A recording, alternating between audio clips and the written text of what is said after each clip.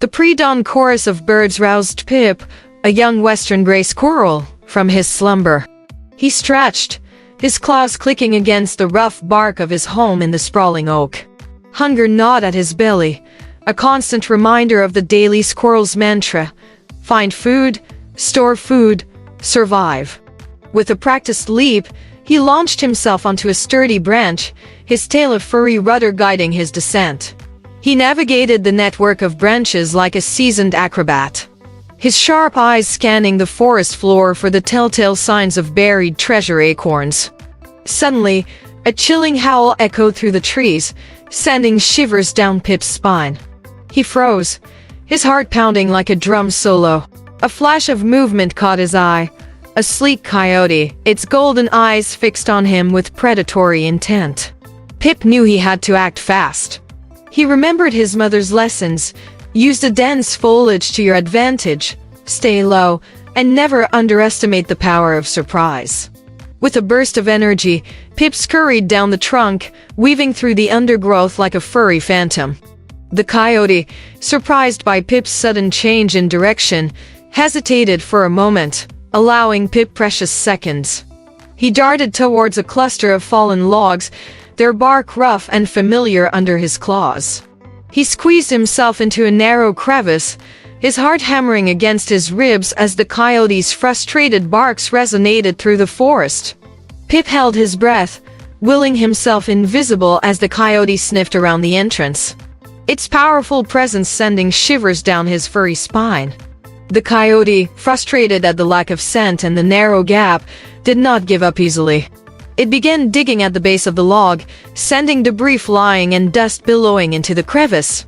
Pip felt his fur stand on end, fear threatening to paralyze him. He remembered another one of his mother's stories, a tale of a brave squirrel who used distraction to escape a similar situation. Taking a deep breath, Pip gathered his courage. He grabbed a small pebble near his paws and with all his might, flung it against the opposite end of the log. The pebble clattered against the bark, drawing the coyote's attention away from the crevice. Seizing the opportunity, Pip launched himself out of the narrow opening and scurried up the nearest tree in a blur of fur. He didn't dare look back, his focus solely on climbing higher and higher.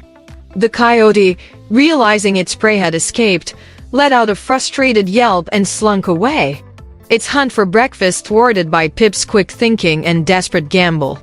Exhausted and trembling, Pip finally reached the safety of a sturdy branch high above the forest floor. He clung to it for a long moment, his chest heaving, his ears straining for any sign of the predator. Slowly, his breathing started to return to normal. He had cheated death this time, but he knew the dangers of the forest were ever present. Shaken but undeterred, Pip ventured deeper into the forest, his heart still pounding a frantic rhythm against his ribs.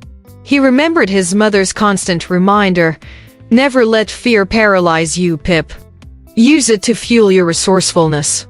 His encounter with the coyote had been a harsh lesson, but it had also ignited a spark of courage within him.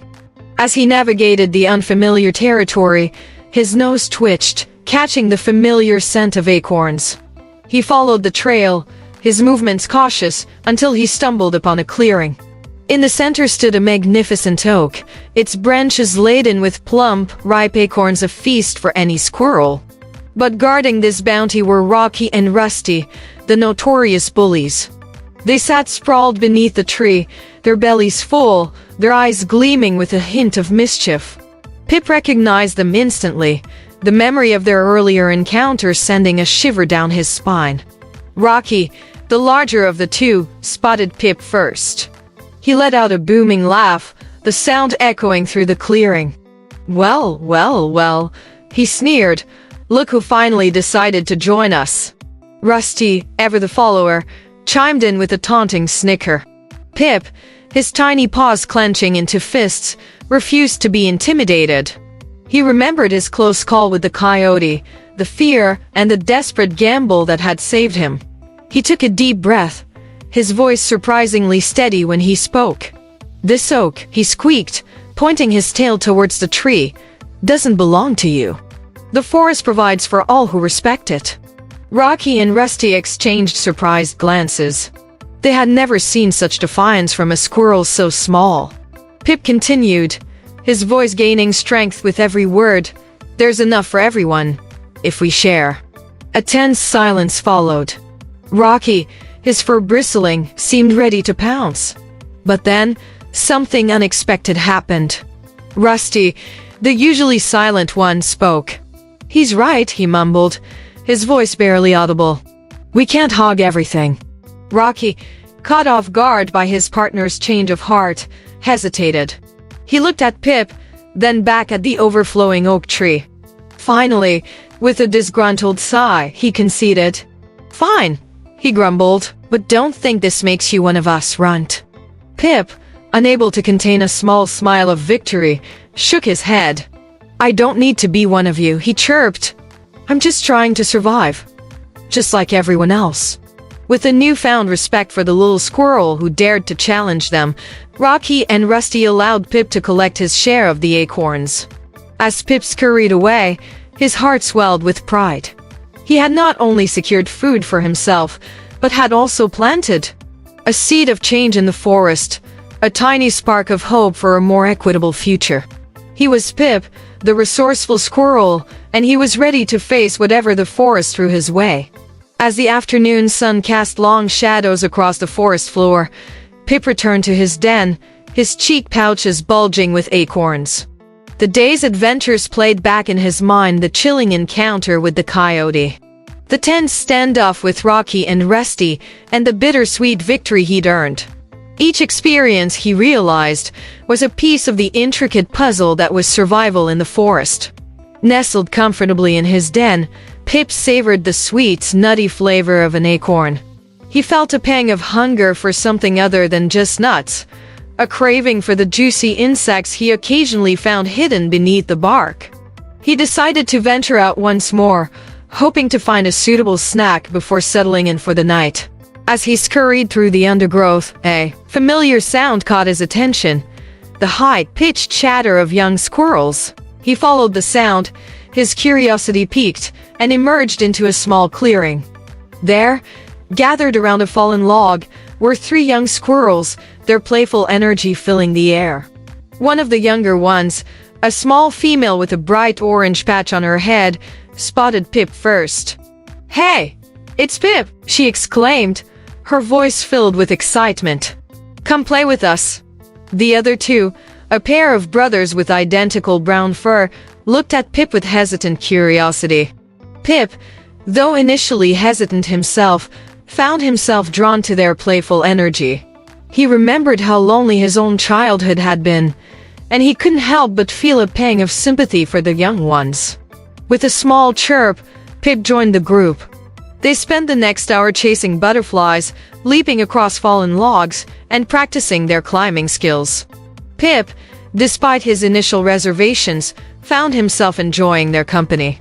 He shared stories of his encounters with the coyote and Rocky and Rusty, leaving the young squirrels wide-eyed with awe. In return, they taught him a new game they called acorn tag, where they chased each other while holding acorns in their mouths. As the sun began to dip below the horizon, casting an orange glow across the clearing, the young ones reluctantly dispersed, their parents calling them back to their dens. Pip, with a renewed sense of warmth in his heart, bid farewell to his newfound friends. He returned to his den, the memories of the playful afternoon chasing away any remaining shadows of fear or loneliness. He curled up in his nest of leaves and moss, the day's experiences a kaleidoscope of emotions: fear, courage, defiance, and finally, the comforting joy of companionship. He drifted off to sleep, his dreams filled with visions of the forest, not just as a place of challenges, but also as a place of community, of shared experiences and unexpected friendships. Pip, the resourceful squirrel, knew that even in the face of danger and uncertainty, there was always something to learn, something to appreciate, and maybe, just maybe, even a few friends to be made along the way.